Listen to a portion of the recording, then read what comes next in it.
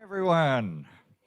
I'm Joshua Barker, Dean of the School of Graduate Studies and Vice Provost Graduate Research and Education here at the University of Toronto, and it's a true pleasure to have you all here today and to welcome you to the Provincial Championship for the Ontario 3-Minute Thesis, also known as 3MT. And it's lovely to see so many people here today, so many supporters. I think we're going to have a really fantastic event with our 12 finalists. So I want to open this event today with a land acknowledgement. We wish to acknowledge this land on which the University of Toronto operates. For thousands of years, it has been the traditional land of the Huron-Wendat, the Seneca, and the Mississaugas of the Credit. Today, this meeting place is still the home to many Indigenous people from across Turtle Island, and we're grateful to have the opportunity to work and study on this land. We're so pleased to be hosting the Provincial 3MT for the first time here at U of T. The 3MT competition originated at the University of Queensland in 2008 with the goal of promoting effective communication of research. It's since expanded to become an international event with competitions held in over 900 universities across more than 85 countries. Today, you'll hear presentations from finalists from 12 Ontario University competitions that have been held earlier this year. The Ontario 3MT gives us a wonderful opportunity to bring graduate students together from across the province to present their research, learn about each other's research activities, develop professional skills, and contribute to province-wide research culture. I encourage everyone here to connect following the presentations and to take advantage of this exceptional gathering and celebration of graduate research excellence. So let's take a moment to give special thanks to our 12 finalists for attending today, who are representing universities from across the province, including Brock, Carleton, Guelph, Lakehead, Laurentian, Nipissing, Ontario Tech, Queen's, TMU, Trent, U of T, and the University of Windsor.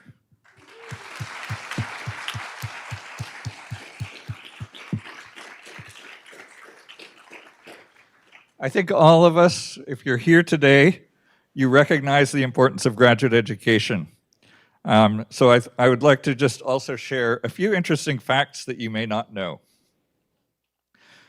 Currently, only 12% of Canadians get a graduate degree. So this group is already in an elite cohort. This number has steadily increased in Ontario over time. So for domestic students, enrollment in master's and doctoral degree programs back in 2012 was about 42,000. By 2021, that number had climbed to nearly 50,000, and that rate of increase is substantially higher than the population rate of increase. And at U of T, we have around 1,000 PhD students a year graduating, and nearly 7,000 master's students. Further, if we look at program data from Ontario universities, it shows that since 2015, the master's landscape is growing significantly in this province. The number of new approved master's level programs is actually more than double the PhD. So when you look at graduate studies across the province, you see a great deal of stability in PhD degrees, but you see a lot more innovation and change in the master's domain.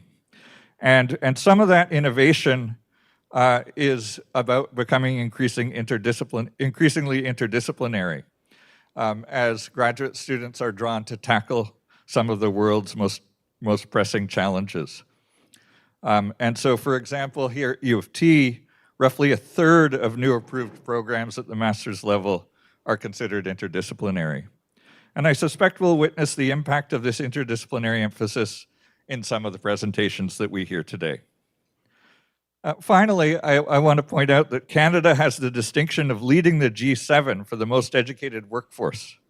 Our population has the most college or university credentials of any of our peer countries. And the impact of this training and education extends across a wide variety of sectors.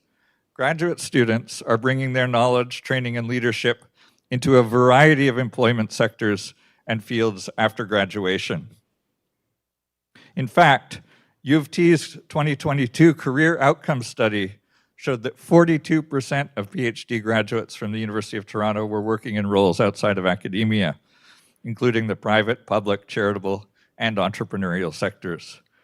And we suspect this diversification of roles and impact will continue.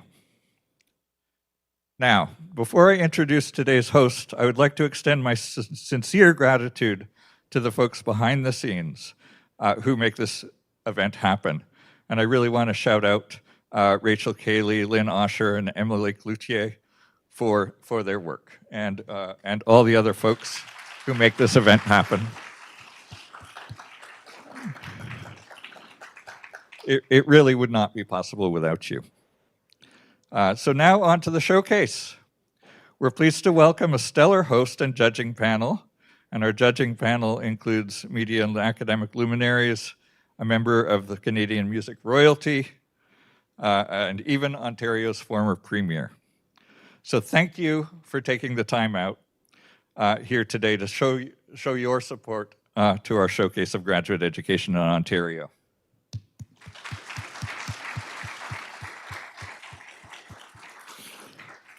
Before we meet the judges, however, it's my honor to introduce our host, Nikola Lukšić, who you will be familiar with as a senior producer of Ideas on CBC Radio. Nikola's award-winning radio documentary work and volunteer communications work with NGOs has taken her around the globe. She began her CBC career in 2003 at the Fifth Estate and The Current, one of my personal favorite shows, and created and produced several short-run radio series, including The Bottom Line with David Suzuki. For the past 10 years, Nikola has been producing an amazing series on ideas called Ideas from the Trenches, featuring the work of PhD students across Canada, which makes her the perfect choice for host of of Ontario's 3MT. So over to you, Nikola. Thank you so much. Okay, I am not particularly tech savvy, and I am to do the slides, so I will make sure that, sure, I'll use this mic, thank you. That's great. You can look at a picture of me wearing makeup, which I don't often do.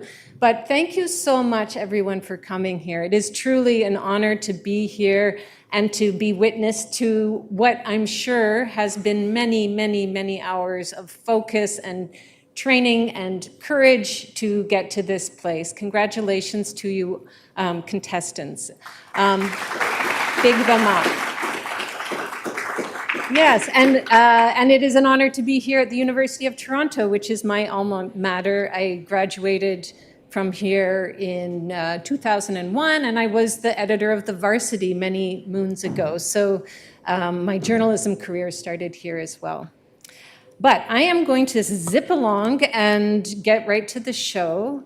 I'm going to introduce all the judges here, who are quite notable. Oh, and before we do that, I will explain the rules for those who are not familiar with the rules. Very strict rules. They apply to all the competitions around the world that are happening in the same format. Single slide, no additional electronic media or props. Presentations are spoken word, 3 minutes maximum. Anyone who pushes even by a fraction of a second will be disqualified. No pressure. The timer will commence when the presenter starts their presentation through either movement or speech. So if you have the movement or you feel like doing an interpretive dance, that will start the moment you start moving, your time. Yes, the decision of the adjudicating panel is final, so there will be no arguing at the end. Big money coming your way. First prize, $1,000, second $500, third $250, and then a presenter's choice award will also get $250. And this is where, and again, the judging across all 3-minute theses around the world are the same. They're judging on communication. Did they use nonverbal communication effectively? Did they use language and terms that's clear, jargon-free? Did the presentation follow a logical sequence? And did the presenters spend adequate time on each element of their presentation? And I guess some of this is a bit subjective, but they're doing their best to keep it standard. Comprehension. Did the talk help you understand the scholarly research? Did the presenter clearly outline the nature and purpose of their research? Did they indicate the fascinating or compelling aspects of their research? Did they provide an understanding of the background and significance? This is a lot to squeeze into 3 minutes. This is very, these people are outstanding for being able to attempt this even. Did the presentation clearly describe the impact and or results of the research, including conclusions and outcomes? And finally, engagement. Was the talk engaging? Did the presenter capture and maintain the audience's attention, convey enthusiasm? Were they careful not to trivialize or generalize their research? And did the talk inspire you to want to know more? And again, did the PowerPoint slide enhance the presentation? It has to be clear, legible, and concise. All of this in 3 minutes. Hats off to you. And the judges, as it was mentioned, we have some stellar judges lined up here. If you want to wave to the people. First up, we have Rob Baker, who you might know from a band called The Tragically Hip. You may be familiar. Together, they released 15 studio albums. They toured the world for over 30 years.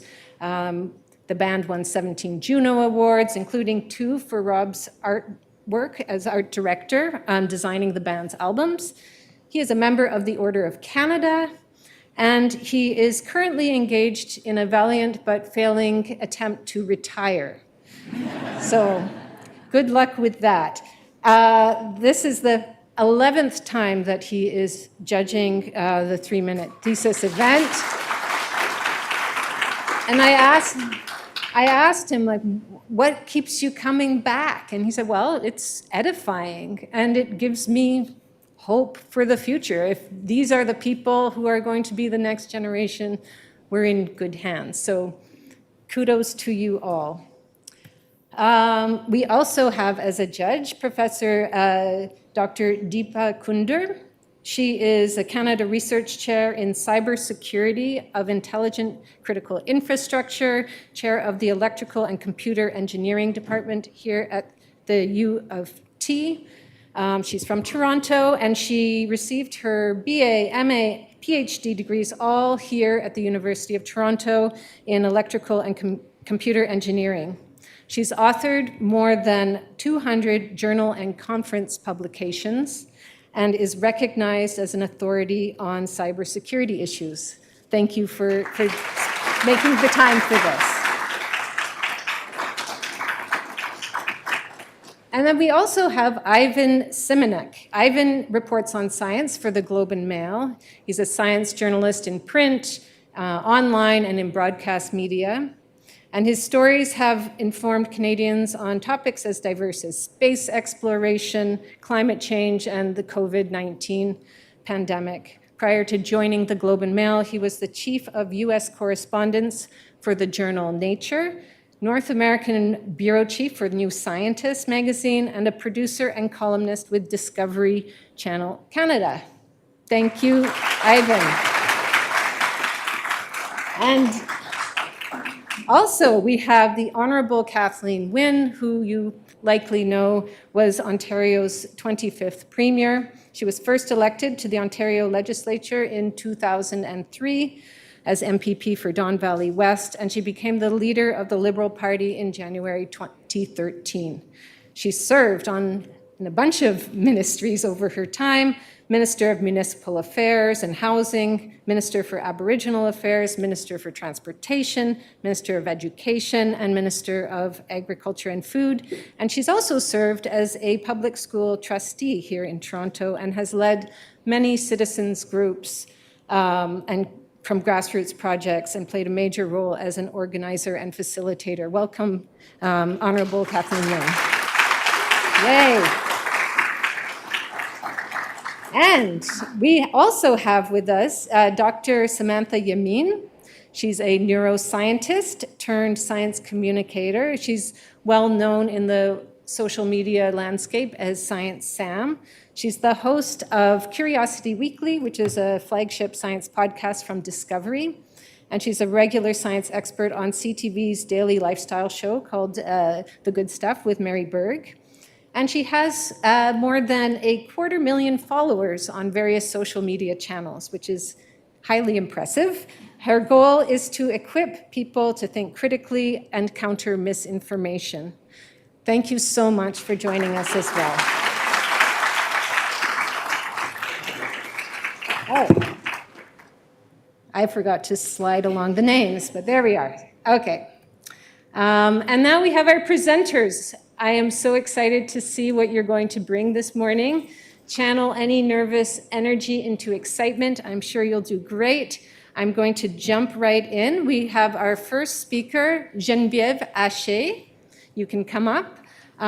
She's doing her master's in chemistry, specialization in chemical and environmental toxicology, Carleton University, and the title of her talk is Out of the Non-Stick Pan into Our Waters, PFAS and Their Foothold in Great Lakes Aquatic Life Cycles. Good. Thank you.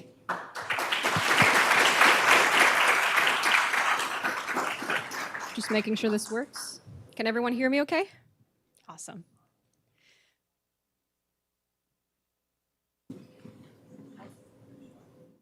Amazing.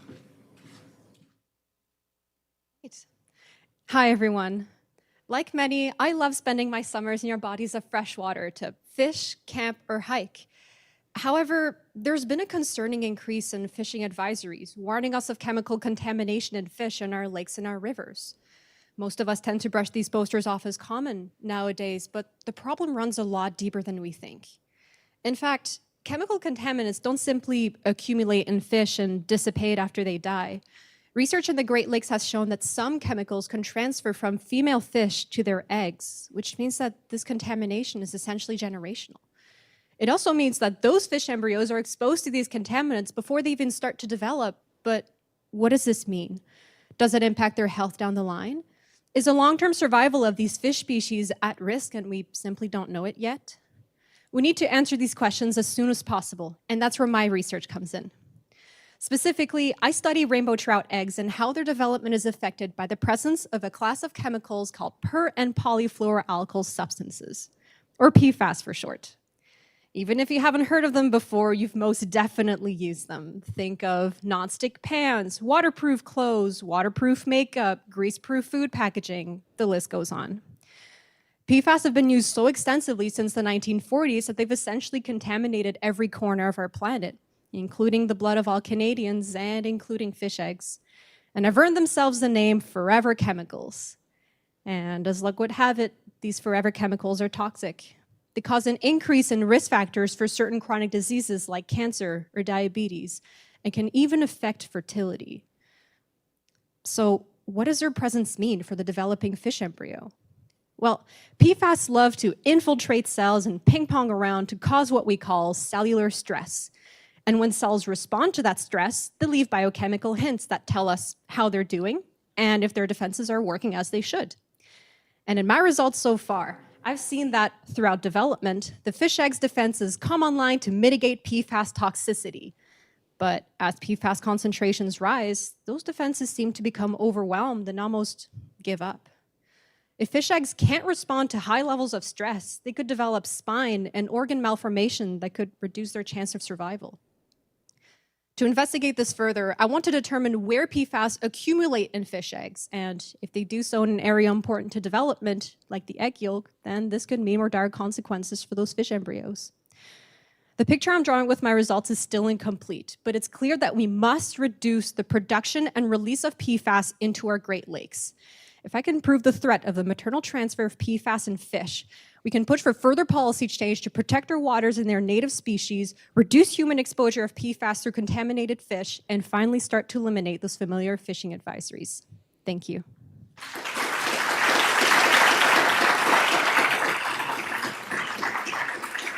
Thank you. Thank you so much, Dora. And we'd now like to call up Sami Abu. One moment.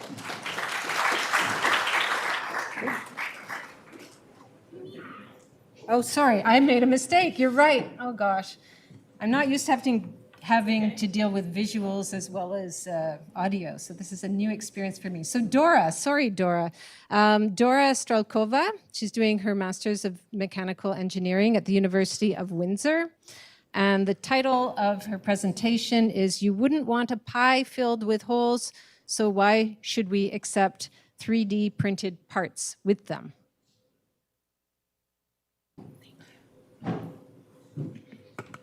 Can all of you hear me okay? Great. Your 3D prints are catfishing you. And let me explain with a slice of pie. At a diner, you order a delicious lemon meringue pie. The top is golden, the crust is crisp, and on the outside, it looks flawless. But when you slice into it, your slice is riddled with holes. Weird. Well, the same idea kind of happens in 3D printing, where the outside of your part is smooth to the right tolerance, but inside are hidden voids that weaken its structure. And unlike pie, where those holes are disappointing, in 3D prints, those can lead to extreme part failure. So why does this happen? In 3D printing, we make parts layer by layer. And there's different types of 3D printing, but my research focuses on the type called material extrusion, where we push hot plastic through a hot nozzle and color in each layer by layer until we build that part. On the left of my slide, you see a square layer. That layer has intentional circles in it, and then a zigzag pattern that we use to color it in. But notice how the corners are missing, and there's small holes in between. Those small holes are what we call voids. And when we expect a solid plastic part, those voids are the problem. So let's just fill the voids, right, and then problem solved, huh? Well, no, it's not that easy, actually, because when you print a part flat, it might be super strong. But then flip that same part 90 degrees, and suddenly it's 90% weaker, even though it's the same material. And we see that in the beautiful data I've collected that I've simplified for you in my bar graph, where experiment B was printed flat and super strong. That tells us that we pulled the part along the layers. But experiment C, well, yikes, not so good. Same material, same part, printed flat, and pulled across the layers. How inconsistent. On the right, we have some failure zones of my parts that we see, again, same material, inconsistent. Why do we care about this inconsistency? Well, the last thing you want is a 3D print in the car you drive, the plane you fly in, or that medical implant in your hip to fail in an unexpected way.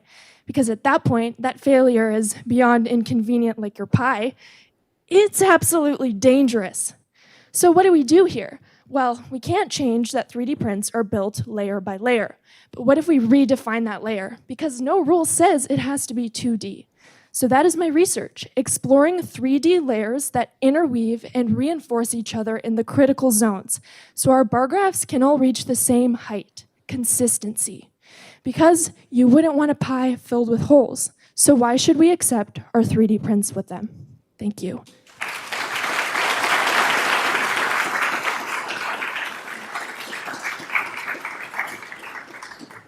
Okay, and now we can bring up Sami Abdu. One moment, I will move the slide.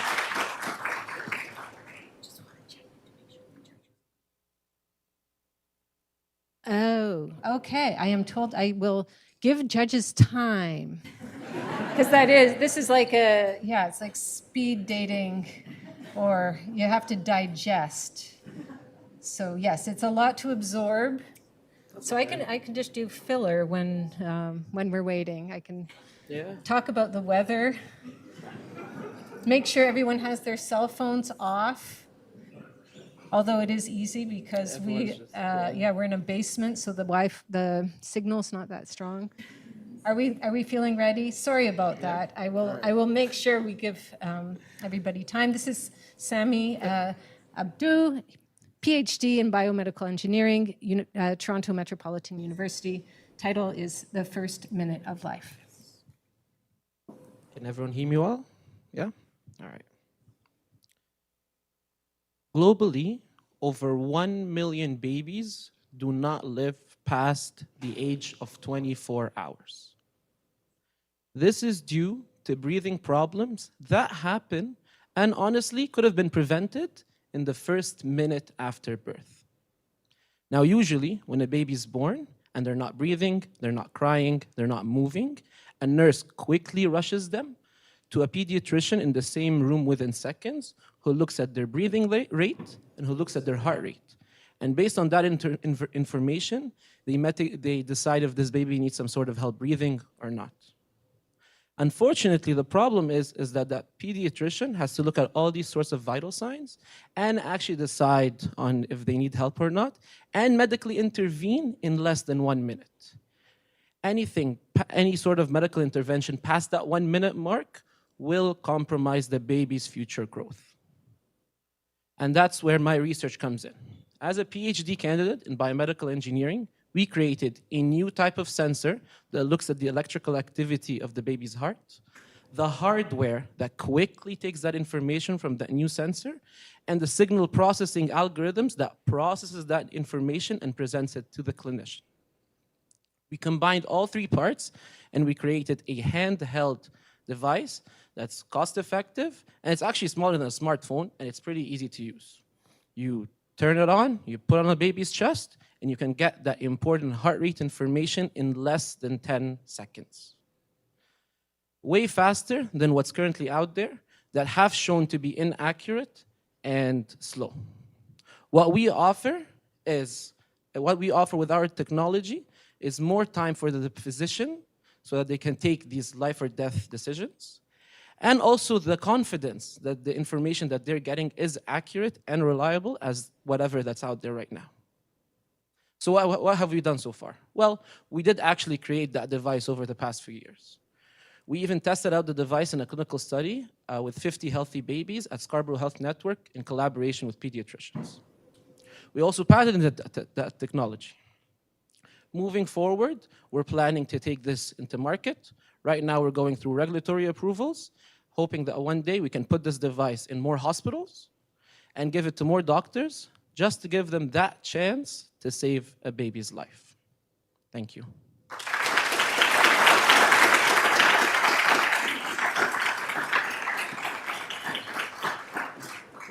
Thank you so much. Yeah, and we'll give the judges a bit of time to digest because it is a lot to absorb. Highly impressive. And yeah, I'm wondering if I can just, is there a national level after this? Is that what's going to be happening? Okay. And when will that be? Do you know? November. Oh, so whoever wins this has lots of time to prepare. That's great. That's cool. Okay. People are still focused, which is good. Are we feeling okay? Can we bring on the next? Okay, we're ready for the next presenter, Hayden Réaume, doing his master's in biology, Laurentian University, and the title is Investigating the Role of Natural Background Radiation in Yeast. Here we go.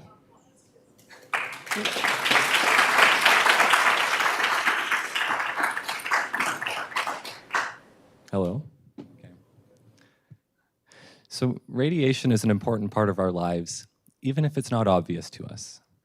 All day, every day, the cells in our bodies are exposed to a very small amount of radiation that we call natural background radiation. This comes from outer space, it comes from the rocks that we stand on, it's in the food that we eat, and it's in the air that we breathe. And for billions of years on Earth, this has been normal, just like oxygen, water, and sunshine. The question that my research is trying to answer is, how does this small amount of radiation affect our bodies? How does it affect life on Earth?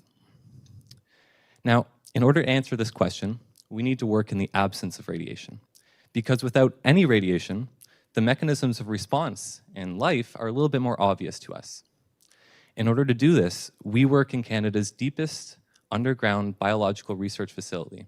We're more than 2,000 meters below ground, and underground, there's very little radiation. We have a near total absence. When we're underground, what we grow are yeast. These are small, single-celled organisms that, despite their size, share a lot of their DNA with human DNA, which means that their response to radiation is going to be similar to what we might expect in our own bodies. And when we grow these cells underground, they grow smaller, they grow slower, and their metabolism, which is how they make and use energy, is disrupted. And this is an interesting result, because you might know that high doses of radiation can be dangerous. We use high doses of radiation to treat patients with cancer because it kills cells. Why then is less radiation not a good thing?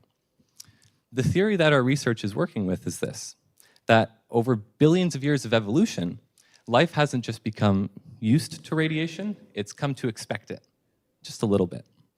And you can think about this radiation a bit like your morning cup of coffee. So you wake up and you have a hot cup of coffee and there's some caffeine that stimulates you to be your best for your day. And without your coffee, you get tired and you're cranky and you have a stomach ache and it's not going to be a good day. Natural background radiation is a bit like this caffeine. It stimulates cells to perform their best. And when we take it away, cells become disrupted. Radiation is an important part of our lives in many ways. We use X-rays and CT scans for medical imaging. We treat patients with cancer, and we use it for medical sterilization. The better that we can understand how radiation affects our bodies, the better we can use it to continue to improve our lives. Thank you.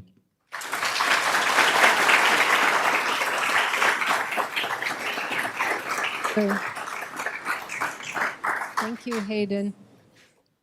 And while we let the judges digest that, I will encourage you all, if you're not familiar with the program Ideas, CBC radio program, we've been on the air for 60 years, every evening at 8 o'clock. And yeah, it's just about that. Ideas from philosophy, science, history, politics, and we're also in the land of podcast as well, obviously. And when we're one of the top in Canada, I'm happy to say, in terms of ratings. Are we ready? Yes, I'm getting nods. Okay, so we can move on to our next presenter, Emily Wood. Welcome, Emily. She's doing her PhD in language pathology, speech language pathology at the University of Toronto here. And the title of her talk is Turning the Page on Unfair Reading Screening. Thank you.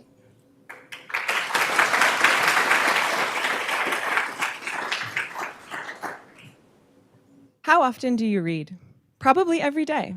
At school, work, and your social life, reading is essential for participation, and it's a fundamental human right. But up to 50% of children globally have reading difficulties, and early reading screening is instrumental in identifying these difficulties so that intervention can be provided. But most early reading screeners have been developed exclusively for English monolinguals. These screeners evaluate what kids already know about reading in English and compare what they know to their peers to determine if they're at risk for difficulty. So why is this a problem? Well, by a show of hands, how many of you here speak another language besides English? This makes sense. About 40% of our Canadian population is bilingual, and these English reading screeners can be biased against bilinguals. If a bilingual does poorly on an English test, we can't be sure if it's because they actually have reading difficulty, or if it's just because they've had different or less experience with English. To illustrate this linguistic bias, let's put you back in kindergarten, and I'll ask you to read the word on the left-hand side of the slide here. I bet most of you can't, because you have no experience with these Cherokee letters. But based on the results of this unfair and inaccurate reading screener, you would all be misidentified as at risk for reading difficulty.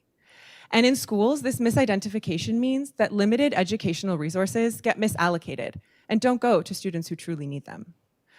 So how can we more fairly and accurately evaluate reading abilities when every child has unique language knowledge and experience? Well, what if instead of testing what you already know about reading in a language, I evaluated your ability to learn reading skills? In my doctoral work, I've developed a test to do just that. The Dynamic Omni-Language Literacy Screener, or DALL-E. DALL-E is dynamic. This means it incorporates teaching, prompting, and feedback in the test so we can document how the child learns. For example, if I teach you that the symbols on the right-hand side of the slide make the e, b sounds, I bet you could learn to sound this word out as meeb. DALL-E is also unique because instead of using English words, letters, and sounds, I use made-up non-words, novel symbols, and sounds common to most languages, putting all children on an even linguistic playing field and further reducing bias. In my pilot project, educators administer a traditional English test and DALL-E to bilingual kindergartners.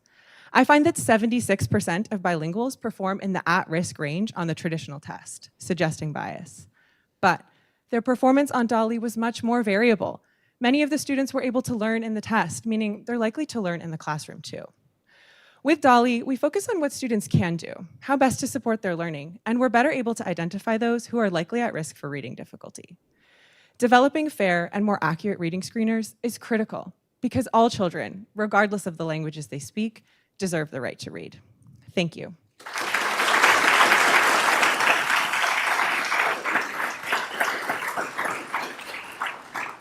Okay, thank you so much. Yeah, and it's again a great honor to be here, and it's really cool that there's a synergy, I would say, between the world of CBC and what we value and what the 3-minute thesis competition values in terms of providing a platform for broader outreach, for better understanding of our world. And so it's really great to be involved in this again. And on ideas, especially, where we have the luxury of going deeper into new research on science, new research or discoveries in history. Yeah, grateful to be part of this synergy once again.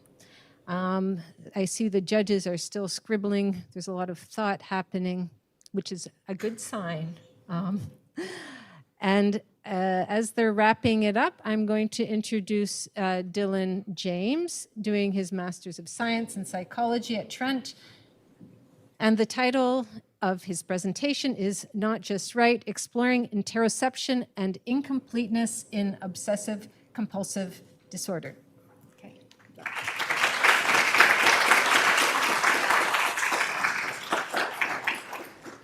Testing, everybody can hear me? You're walking down a sidewalk and you snuff your foot in a crack. Now, everyone knows what they say about stepping on cracks and breaking mothers' backs. Well, you know this obviously isn't true.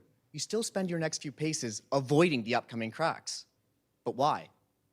You step out of the car and you go to shut the door. Now, the door closes, but it doesn't make that crisp thud sound. You probably reshut that car door, don't you?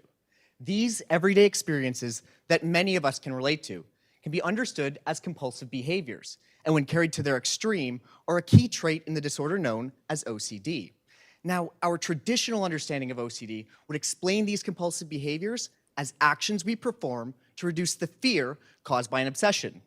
For example, in the classic case of the germaphobe, an individual will spend hours routinely washing their hands, the compulsion, due to the fear that germs will harm them, the obsession. But when we contrast the case of the germaphobe with these experiences I had you consider earlier, you may notice something critically different. When you paced your steps or reshut the car door, you probably wouldn't say that you're doing these things because you were afraid of anything, right? Well, a growing body of evidence supports a second major dimension underlying these obsessive-compulsive behaviors, known as incompleteness. Incompleteness is characterized not by fear, but by a discomfort and a need to correct feelings of not just rightness. That missing thud when you first shut the car door creates a not just right feeling, which then triggers the urge to reshut the car door. Research shows that some of the most severe and untreatable cases in OCD are those on this incompleteness dimension. And one of the reasons behind this is that the current treatment for OCD involves addressing the fear behind the compulsion.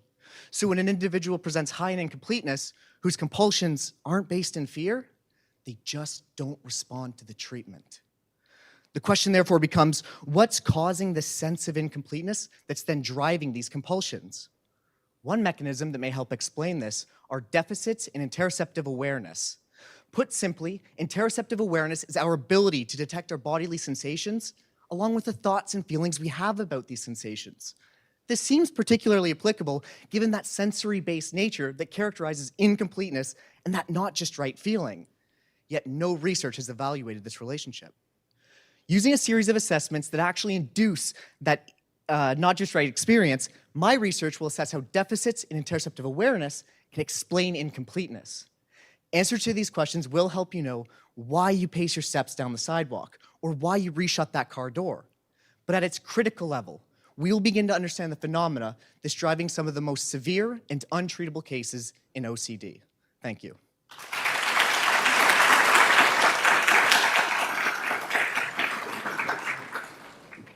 Well done. Later in the program today, when the judges are doing their full deliberation and counting their points and cross-checking and coming to their final answer for who's the winner of this, I will be talking a bit at length on the series that I produce with my colleague Tom Howell called Ideas from the Trenches. And that is a series where we have 54 minutes to explore someone's PhD at length, which still seems insanely ambitious. So all the more credit to you all for managing to get it down to 3. That is a true feat. Very impressive. Okay, I think we're ready for the next presentation. We have Salma Bafuji doing her Master's of Health Sciences in Community, Public and Population Health at Ontario Tech. And the title of her presentation is What is on Your Plate? Examining Predictors of Food Literacy Among Canadian Adults.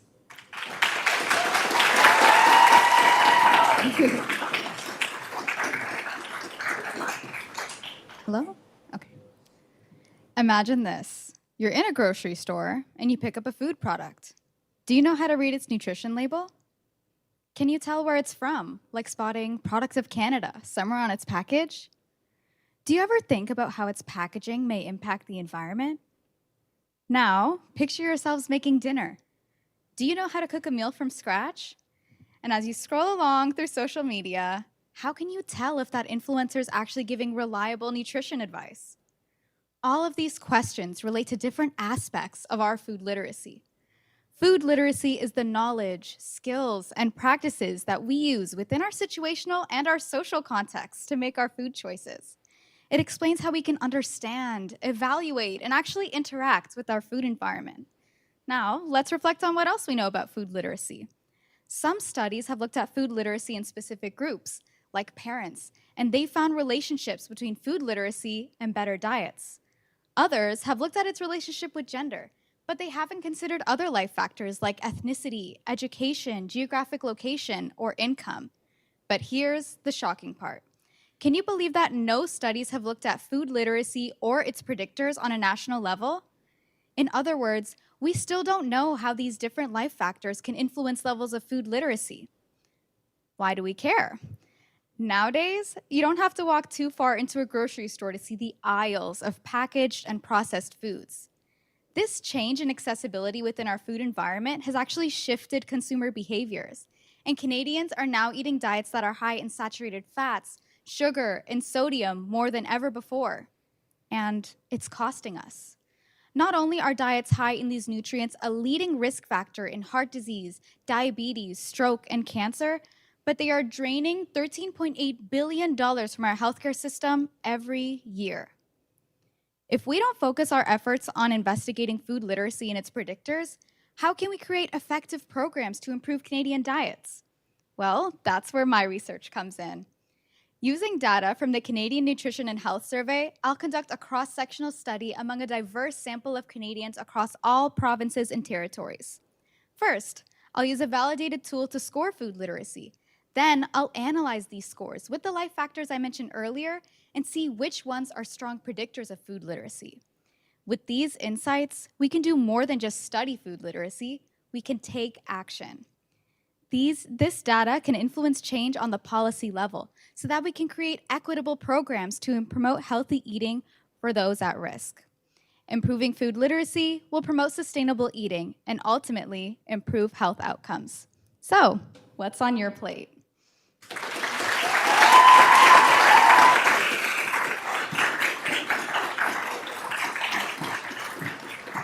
Hey. I think I would like to have a cheering squad myself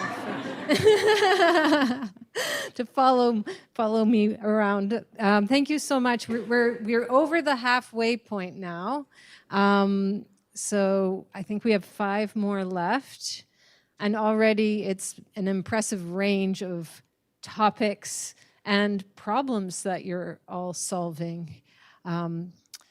Very impressive group. There are still some furrowed brows, but I don't envy the speed at which you have to assess this. So we're going to welcome up next Dylan Daniel DiCarlo, doing his master's in archaeological science at Lakehead. The title of the presentation is Anything But Barrens River System, a spatial analysis of an ancient gathering place on the Barrens River, northwestern Ontario.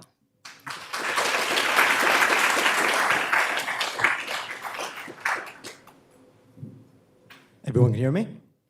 All right. Nestled in the heart of northwestern Ontario, the Barrens River system winds through vast boreal forests, rocky outcrops, and interconnected waterways that have sustained Indigenous peoples for thousands of years. Imagine standing on the banks of the Barrens River. Trees tower overhead as the water flows steadily as it has for millennia. Now imagine the very same place 8,000 years in the past. Canoes cutting through currents, fires flickering on the shoreline, tools being crafted, meals being prepared. This was more than just a river. It was a hub of life, culture, and survival. This takes us to Dog Rib Portage, one of the most extraordinary archaeological sites ever discovered in this region. With over 1,600 units excavated and with over 60,000 artifacts recovered, this site has the potential to change our preconceptions of northwestern Ontario's vast history. But why is this site so important? Well, massive multi-period sites such as these are incredibly scarce in Canada. This means that for thousands of years, Indigenous peoples kept coming back to this system time and time again. But what did they do once they were there? And why was this landscape so attractive? That's what my research seeks to uncover. Using geographic information systems, otherwise known as GIS, I look at the spatial distribution of artifacts to determine how certain spaces were used over time. GIS is a powerful computer-based mapping tool that helps me visualize, analyze, and organize spatial data to identify patterns that might otherwise be invisible to the naked eye. Instead of simply cataloging artifacts, I map them, turning thousands of artifacts into a picture of past human activity. By looking at artifact clusters, I can determine how certain spaces were used. For instance, large quantities of stone tools can be indicative of an area where tools were being crafted and repaired, while large quantities of bone could be referenced to a place where a meal was prepared and eaten. And then there's the pottery, rare to this region, but a clue that cultural trends were shifting over time. While Dog Rib Portage has been a part of Pikangikum First Nations traditional territory for hundreds of years, my research seeks to contribute to the broader understanding of this landscape's deep history, with finding share of Pikangikum First Nations to support their cultural heritage.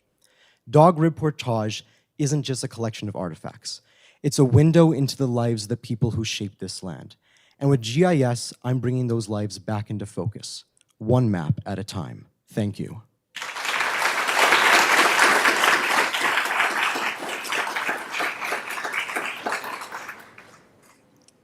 Okay, we have 1, 2, 3, 4 more to go. And I keep talking about how impressive all of these people are.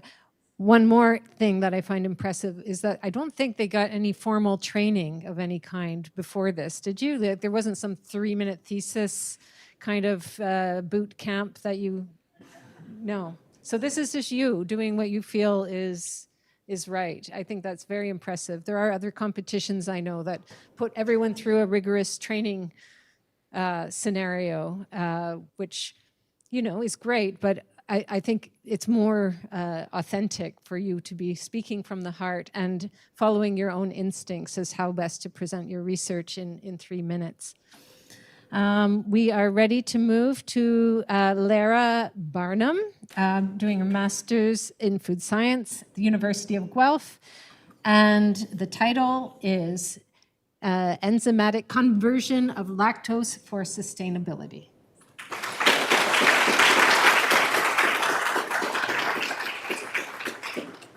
Can you hear me? I'd like if you could imagine with me eating a piece of your favorite cheese. For me, this would be something creamy and mild.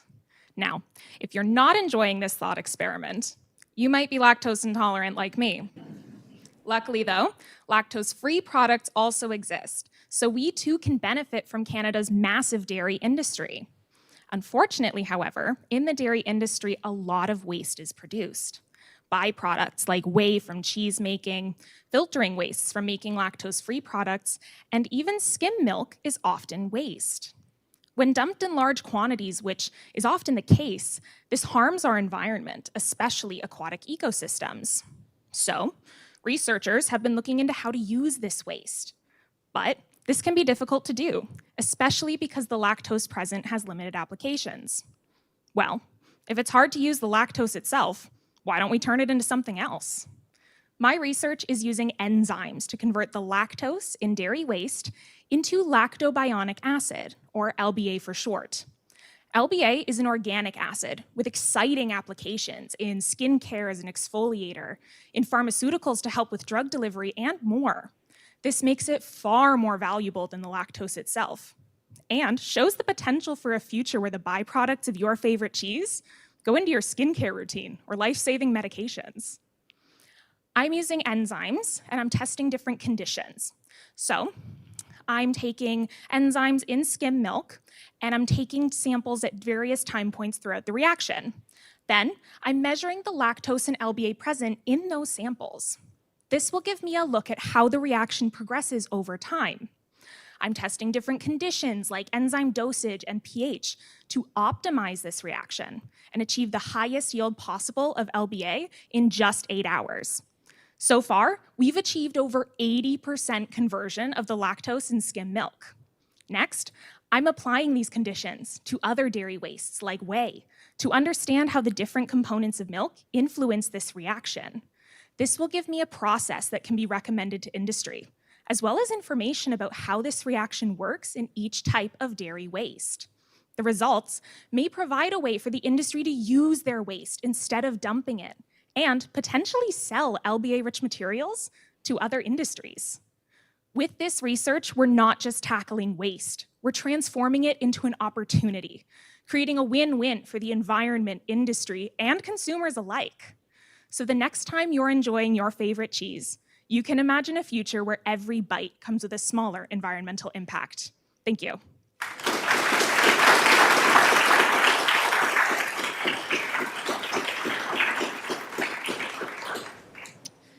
Okay, we're coming down to the last 3. It's always a challenge being at the end of the speaking engagements because you've had more time for the butterflies to do their work. But everyone's doing such a great job. And I from what I gathered prior to this competition starting today, you all seem to be getting along quite well. It's a lovely group of people, very friendly competition, very kind. I still see some furrowed brows. Again, I do not envy the kind of quick work that has to come with the judging. They will have time afterwards where they will have about 15, 20 minutes to compare notes and then make the final call. Okay, we're going to move on to Diklakshan Srikanthan. He is doing his PhD in translational medicine at Queen's University, and the title of his presentation is Real-Time Tumor Detection in brain surgery.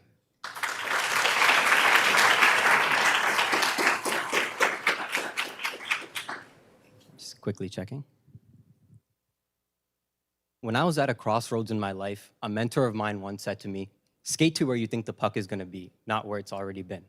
Unbeknownst to him, this advice shaped my decision to pursue the MD PhD, a career path that allows me to split my time between the hospital and the research lab.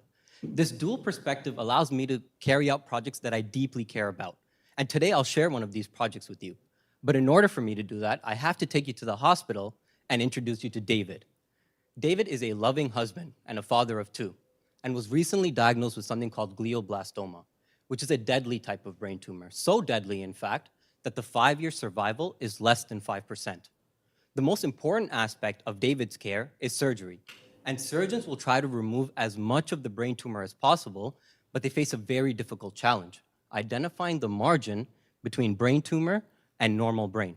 Surgeons don't want to cut too much because they'll risk damaging healthy brain tissue, leading to neurological deficits, but they also don't want to cut too little because they'll leave behind cancer cells that'll grow back very fast. Currently, there are no tools or technologies that exist that allow surgeons to discriminate between brain tumor and normal brain in real time. And as a result of this, David will likely return to the hospital within 8 months when his tumor inevitably comes back and will only have 15 months after that. What you're feeling right now, as I said that, is what motivated us to help patients like David. In the research lab, we asked, how can we help surgeons improve tumor removal? And we believe the solution is the intelligent knife, or iKnife for short. It builds on a tool surgeons already use called an electrocautery, which is a tool they use to remove tissue by burning it. What we've done is we've simply added a mass spectrometer onto that. The reason why this was done was because when you burn tissue, there is smoke that's released, and that smoke actually contains information about the tissue you just burned. So the iKnife is able to capture the smoke, analyze it with said mass spectrometer, and create a chemical fingerprint of the tissue that was just burned. We then developed an AI algorithm to tell us whether this fingerprint belongs to tumor or normal in real time. And we provide surgeons a red circle if it's tumor, or a blue circle if it's normal, like the one you see up there, to them in real time. We found that we can do this to an accuracy of up to 96%. 96%. The only thing left for us to do is to implement this in the OR. And once we do that, we believe we will reduce the number of repeat surgeries and the risks associated with each of those surgeries. But more importantly, we provide patients like David with not just a couple of extra months, but a fighting chance at life with loved ones. Now, I don't know if you're going to watch the Leafs game tonight, but regardless, I tell you, it's time to lace up those skates because we know where this puck is going to be.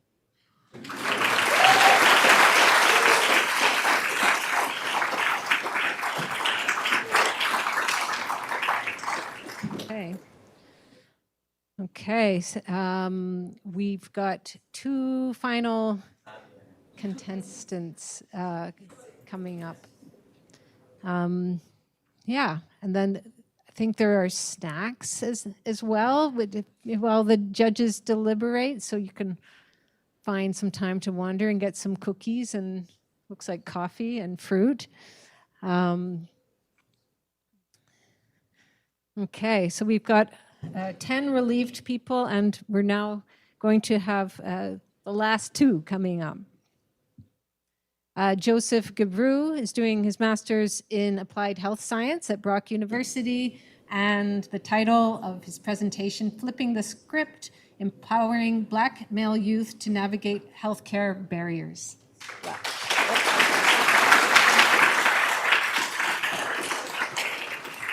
Everyone can hear me? All right. In Canada, the universal healthcare system was built with the idea of providing accessible and adequate healthcare services to all Canadians. However, the reality is that racism and discrimination are still large contributors to poor health outcomes for many Black Canadians. Take the story of 25-year-old John River as an example. John was experiencing adverse symptoms such as intense pain in his neck, vision issues, and a loss of his other senses. He visited numerous hospitals in Southern Ontario where he was met by staff that accused him of either being a drug addict, a drug dealer, or that he was just imagining his symptoms. John finally received the emergency treatment he needed over 60 days from his initial hospital visit. Unfortunately, experiences of racism in hospital settings such as this have been reported by over 30% of Black Canadians. Now, when you hear this story, there's one implicit message that is being highlighted, that the Black community is vulnerable. But this couldn't be farther from the truth. This is the messaging that's pervasive in current health equity research. Take this image here of a young Black man looking into the mirror and seeing a negative reflection of himself as is represented by the negative words that show how the outside world perceives him. However, these negative words aren't truly indicative of who this young man is, as is represented by the positive words next to himself. I want to flip the script and shine a new light rooted in the strengths of Black male youth. In my study, I'll be taking a strength-based approach to understanding the healthcare experiences of Black male youth from low-income neighborhoods of Toronto. Through interviews, I want to understand the approaches they take and the internal resources they use to overcome the barriers they face in the health system. I also want to understand the factors that may be preventing them from using their strengths in the first place. The results of this study will inform the development of workshop activities grounded in the lived experiences and strengths of Black male youth. These workshops prioritize storytelling, vision boarding, and leadership building, not only as tools for self-expression, but as avenues to explore how to navigate and resist the healthcare barriers. By providing spaces for their voices, this can foster connection, critical reflection, and skill development that supports the growth and well-being of Black male youth. With this in mind, I believe the impact of this project goes beyond informing healthcare policies and health equity training in hospitals. I believe the true impact of this project lies in its ability to empower Black male youth as a whole. Young Black men are constantly facing negative narratives about themselves, such as the ones being depicted in this image. This leads to many of them feeding into these stereotypes as they don't believe they're capable of anything else. By highlighting the strengths of Black male youth in my study, I believe this has the potential to empower them and to shatter these negative reflections they see of themselves. This will not only lead to positive outcomes for them, but for the community as a whole, because Black male youth have so much more to offer to the world. Thank you very much.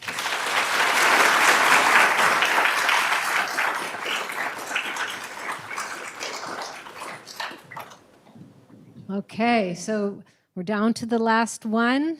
I've been watching Lynn up here at the front managing the clock, and I'm happy to report that nobody has passed the 3-minute mark. Yeah, grateful for that. Well done.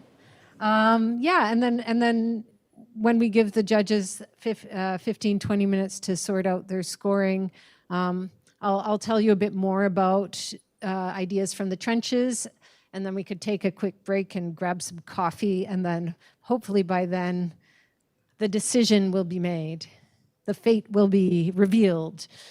Okay, so we'll bring up our last presenter, Cassidy Brooks, doing Masters in Kinesiology at Nipissing.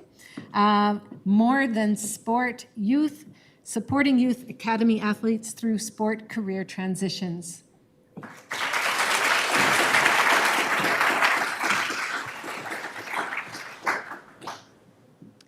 Picture this, 6-year-old Cassidy and Sam lacing up our cleats for the very first time. From childhood teammates, we grew up competing and dreaming of playing at the university level. Fast forward to now, countless hours of training, the distances traveled for practices and games, the thrill for competition. Together, we achieved our dream. For as long as I can remember, I've been a soccer player. It's not just what I do, it's who I am. Looking ahead, what's going to happen when that final whistle blows on my soccer career? That thought terrifies me. For my twin sister, Sam, the transition out of sport wasn't a choice. A severe concussion ended her soccer journey abruptly. She struggled to navigate the overwhelming reality of identity loss and the unsettling question, who am I without soccer? Our stories are not unique. Every athlete will face a transition out of sport at some point in their career. Some athletes like me can see it coming as retirement approaches. Other athletes, like my sister, are forced into it unexpectedly due to injury or deselection. Sport academies are designed to produce elite athletes and often encourage dedication to a single sport at a young age. As a result, these athletes spend the majority of their time training, competing, and socializing within their sport, leaving little room to develop group memberships beyond sport. When sport is all-consuming, our identities become exclusively tied to it. Therefore, when transitioning out, it can feel like we've been stripped of who we are. Alongside this identity loss, athletes frequently report uncertainty about their future and poor mental health. Despite the reported level of difficulty athletes face during sport transitions, few are provided with the tools in advance to navigate this change. Current available programs have been primarily designed to support athletes navigating retirement, which is wonderful for athletes like me, but leaves behind athletes like my sister. Therefore, my research aims to support both transition experiences by proactively delivering the More Than Sport Youth program to Youth Academy athletes. This novel program promotes exploring multiple group memberships outside of sport and helps athletes develop a more well-rounded identity. Whether it's stepping away from the game like myself, or having to give it up due to an injury like my sister, by encouraging group memberships beyond sport, we can empower youth athletes to thrive, not just in competition, but in life. Because at the end of the day, we are all more than our sport. Thank you.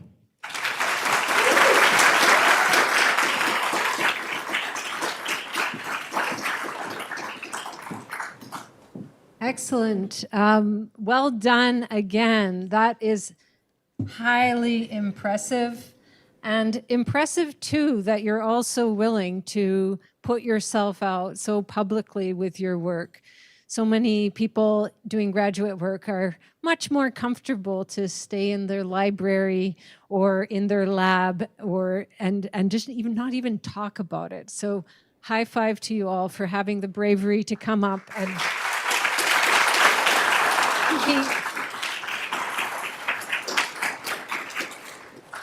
be judged as well by such a highly impressive team of judges that we have. They're going to be taking a few minutes, and then they're going to head into a secret room where they will arm wrestle and they will mind wrestle, and they will determine who are the winners. So I can let you take your leave now, and then stick around, and I will share a bit more about the series that I work on, Ideas from the Trenches. Okay. Good luck, everybody. So like I mentioned, I work on a CBC radio program called Ideas. I'm actually going to use this mic because it's a bit easier for me. And Ideas has been on the radio for 60 years this year. Yay, public broadcasting. Thank you for supporting your national public broadcaster. And yes, I want to say what brings us all together right now in this room is our enthusiasm for higher learning and our curiosity. That's what drives us all.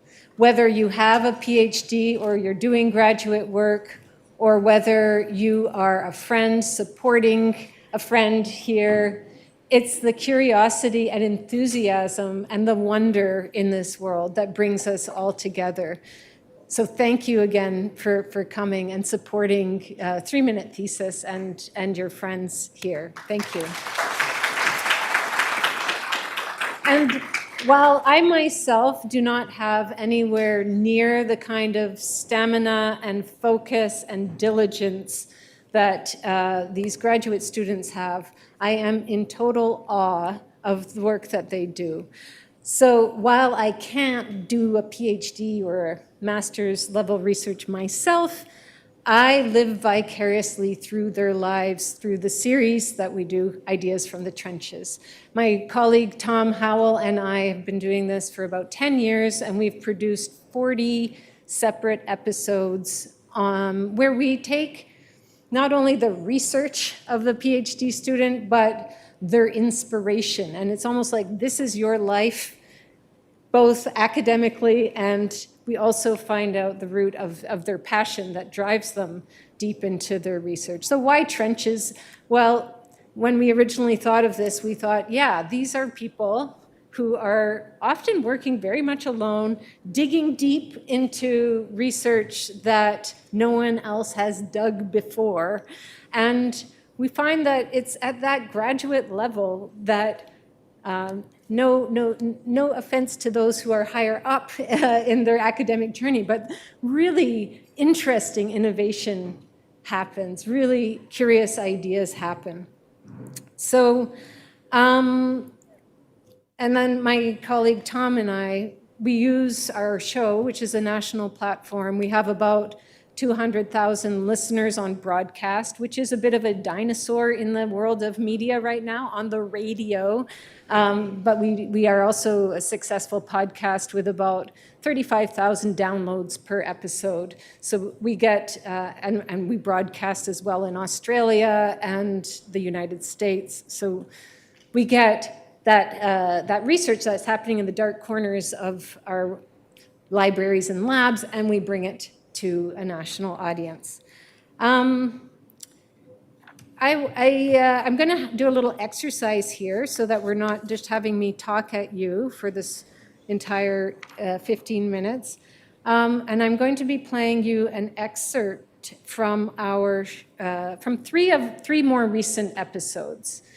It'll be about 3 minutes in length, and it is a bit weird listening to radio in a public setting. Normally, we're listening to our podcasts while lying on a couch or taking a dog for a walk or doing dishes or something. So you can close your eyes if that feels more comfortable for you while you listen. But I'm going to play a clip. It'll be about 3 minutes long, and you'll hear 3 beginnings of 3 different episodes. And I want you to, while you're listening, think, what are the key ingredients for us that make for a PhD show worth investing 54 minutes of audio time with? Okay, and a slight warning, the first clip you'll hear is a bit heavy. It is dealing with women's incarceration. The other 2 are less heavy, but I'm going to see if this works. Here we go. Ideas. Radio for the mind. Most women that end up behind bars have been either sexually abused, mentally abused, or physically abused, or all the above. You're dealing with women that are already, most of them are broken before they even get behind the wall. Crime rates in Canada are among the lowest they've been in 50 years. And yet the number of women in federal prison keeps going up. What people don't understand, women don't need to be punished, women need to be healed. 85% of women who receive a federal prison sentence have suffered physical abuse. 70% have suffered sexual abuse. Indigenous women are vastly overrepresented. You know, incarceration does nothing for you but make you crazier. And then when you come out, they expect you to be normal. How can you be when you're living in an abnormal situation? I want to show that criminalized women, despite all this trauma and negative things that we've been through, we have a lot to offer. I want to kind of shift public consciousness about who we are. Rachel Fader is pursuing her PhD in criminology at the University of Ottawa. I hope that people would begin to see that we are whole people. We're not just some violent, unstable criminal. They'll just laugh at you again. I said, I know, I don't care. Welcome to Ideas. I'm Nala Ayed. Today's episode offers a theory about conspiracy theorists. How regular people start to believe the most irregular, we might say implausible notions. What are they trying to hide? We're through the looking glass here, people. The biggest conspiracy theories in North America include the so-called Great Replacement Theory and QAnon. For unbelievers, these movements invite derision and fear. But somewhere, right now, a new believer is getting drawn in. My research is not to say these people are wrong and crazy. It's more to understand why they think the way that they do.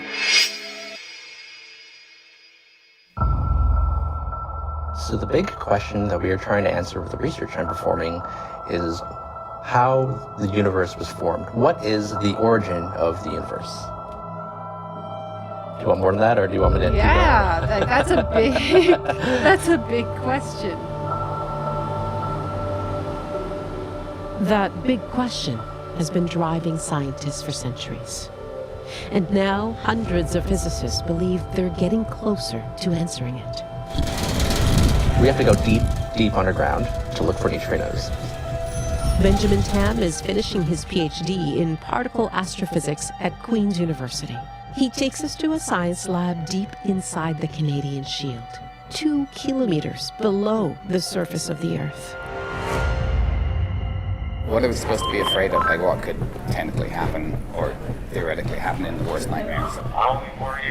Sam, do you want to go there?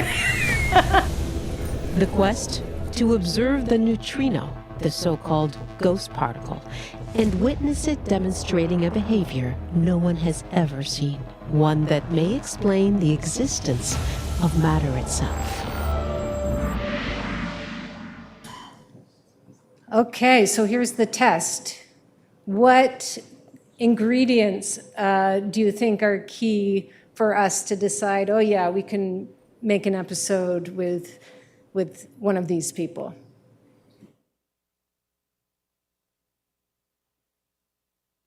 I see a hand, yes. Something topical. Yeah, there's always some kind of universal application, I suppose. Maybe not application, but even in the concern, even. Because when we're talking about incarcerated women, obviously that is something that is of concern to our society because we as a society care how our society deals with those who are on the margins and how they are, I guess the term might be punished, or how they pay for their crimes.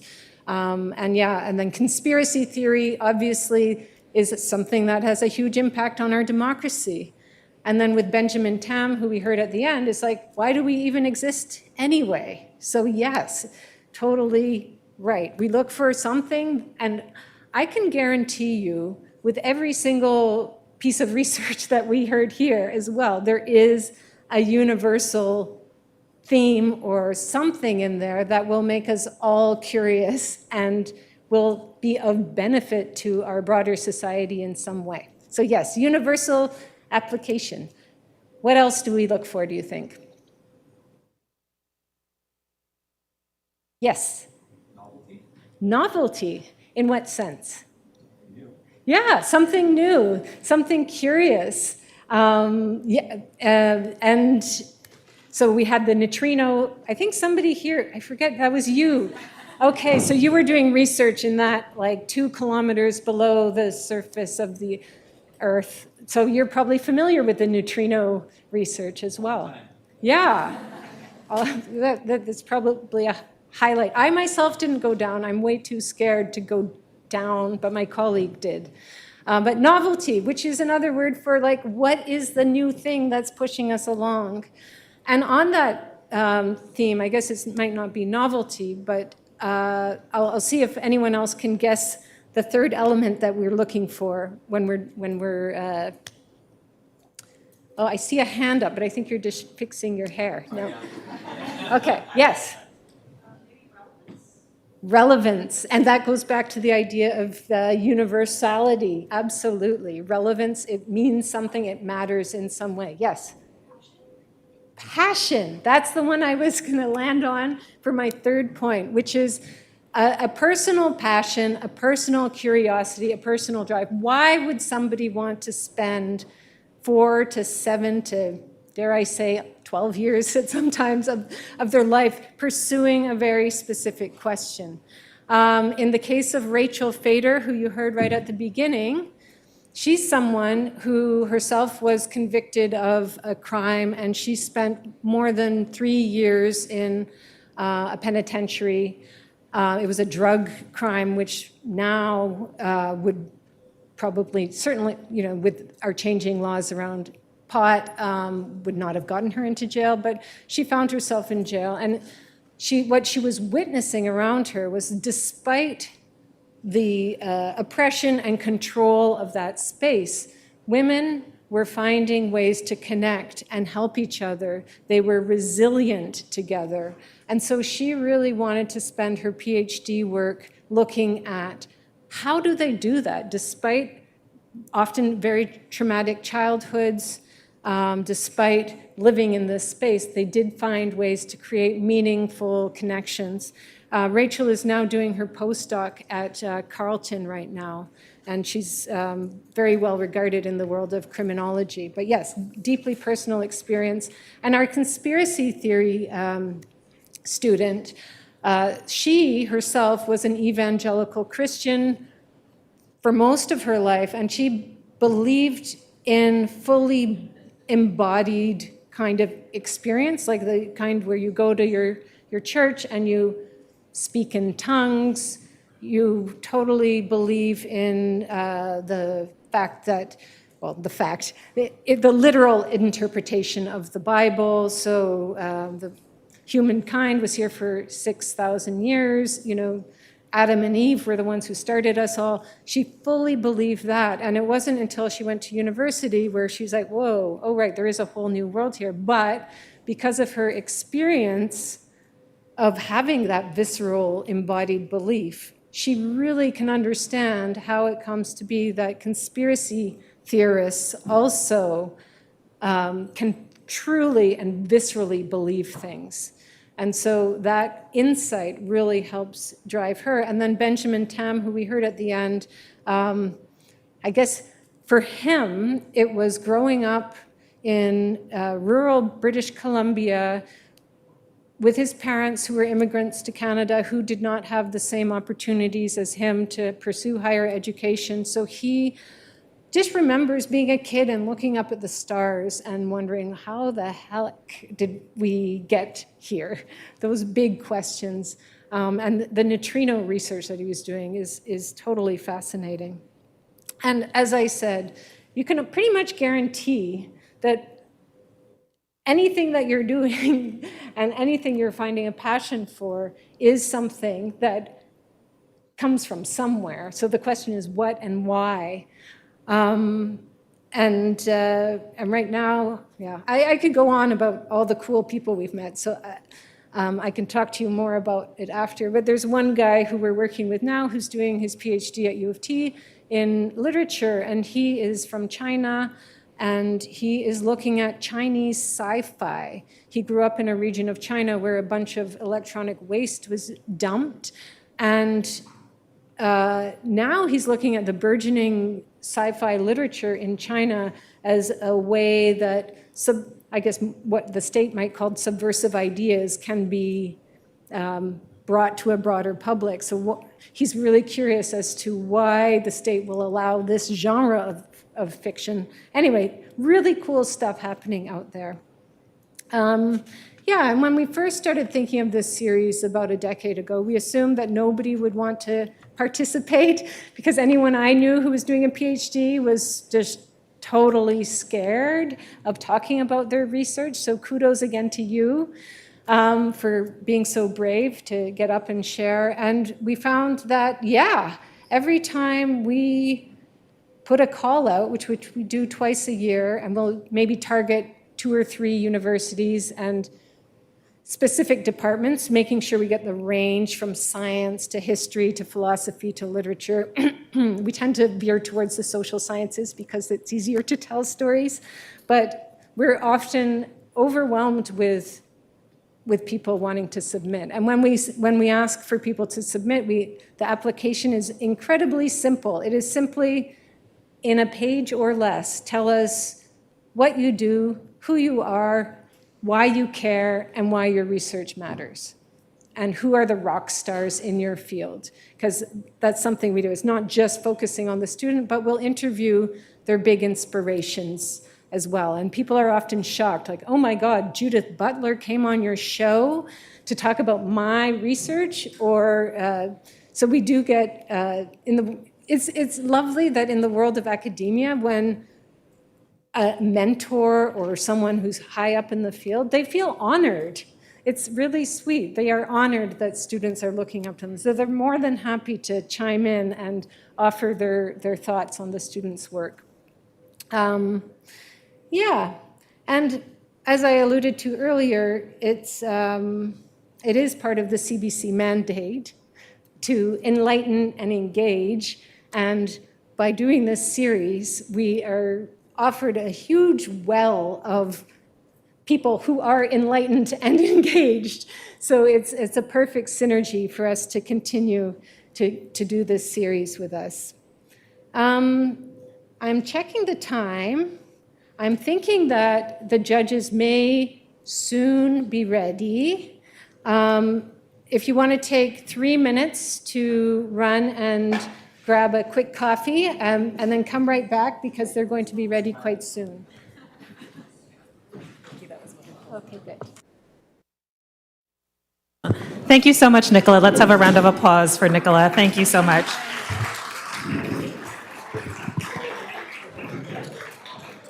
As she said, please take some time, have some refreshments. We will hustle the judges along, and we'll come back to let you know when we're going to announce the winners.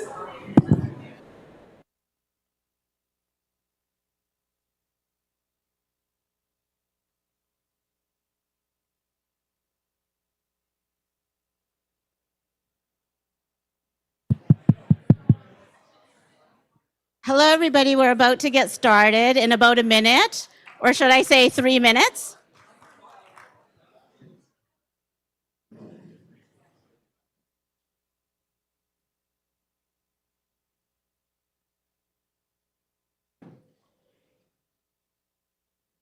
Okay, well, thank you for being so orderly. So I am Veena Gogari. I'm the Vice Dean Research and Program Innovation here at the School of Graduate Studies at the University of Toronto. And I almost wore that dress today because I did not know they were using that picture. So what a pleasure for me to close this wonderful Ontario 3MT. I want to add my warm welcome to our in-person guests as well as our online colleagues. Thank you all for joining us. Although my official job is to present the awards, let me just first say how everyone who presented today is a winner.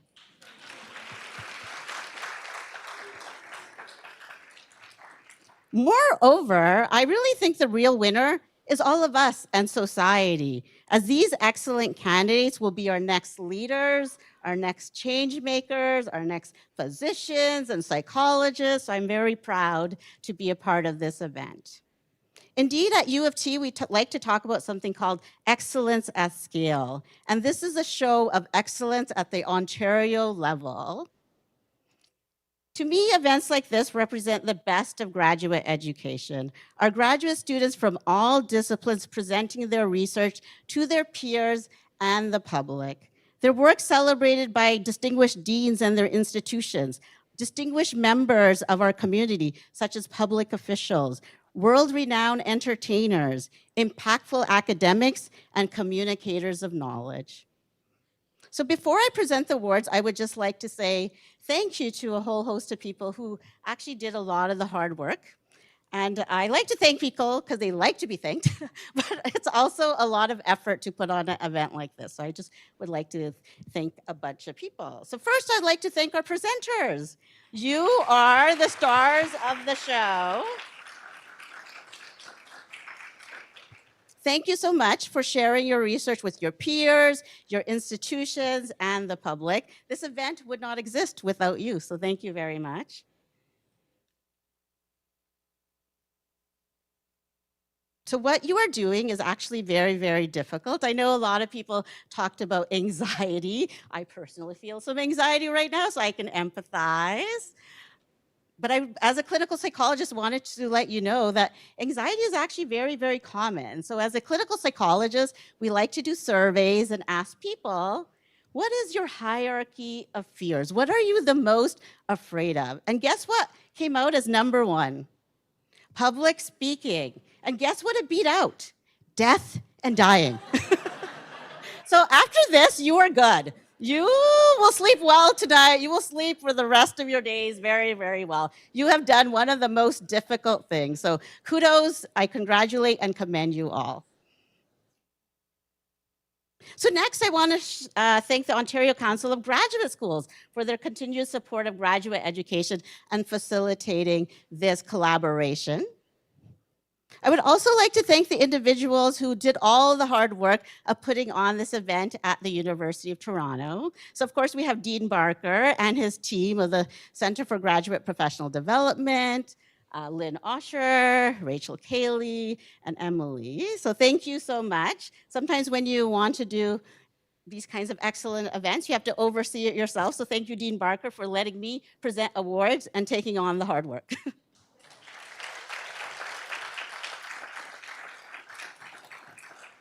So next, I actually want to thank all the individuals at the institutions who did the competitions that led to this event, because that in itself is a tremendous amount of work.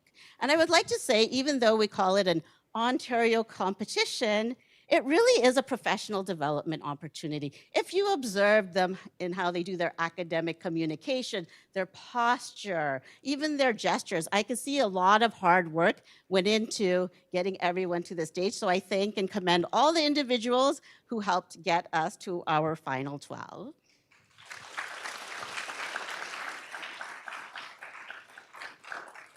Next, I want to thank our host, Nicola. Oh, there you are. Thank you so much. So when we do this competition at the University of Toronto, we usually have two hosts.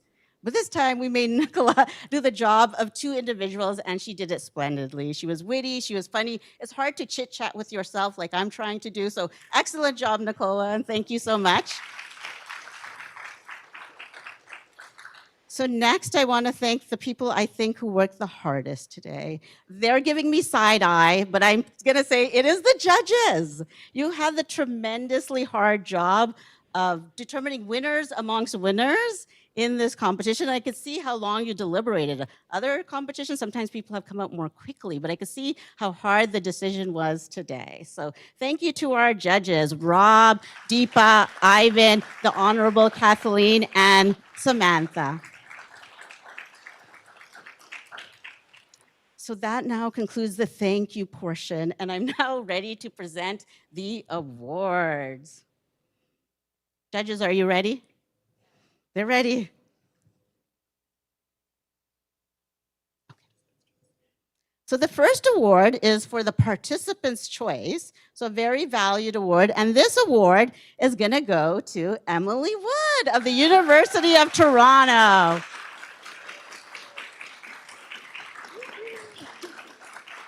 Congratulations, Emily. You did such a tremendous job.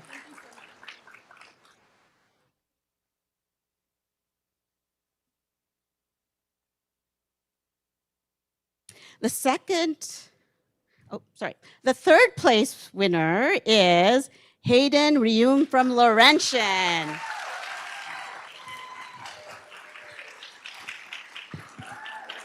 Thank you. Thank you. Congratulations, and thank you for meeting me more than halfway.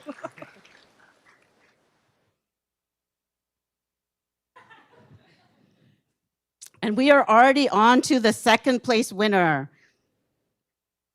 Salma Baifeg from Ontario Tech.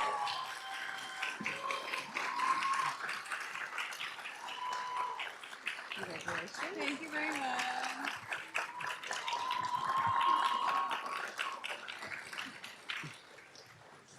Salma, I want your fan club. Wow, and now we are getting to the first place winner. Is everybody ready for me to announce this? Yes, you've been waiting for a long time. You've like, when will her soliloquy end? So the first place winner is Dalakshan Shrikanthan from Queens.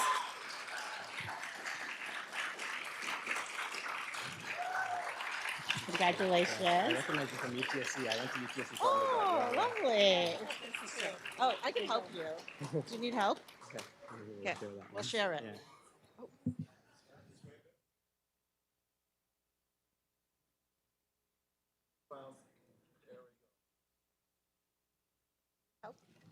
You got it. Thank you so much. Okay, well, congratulations.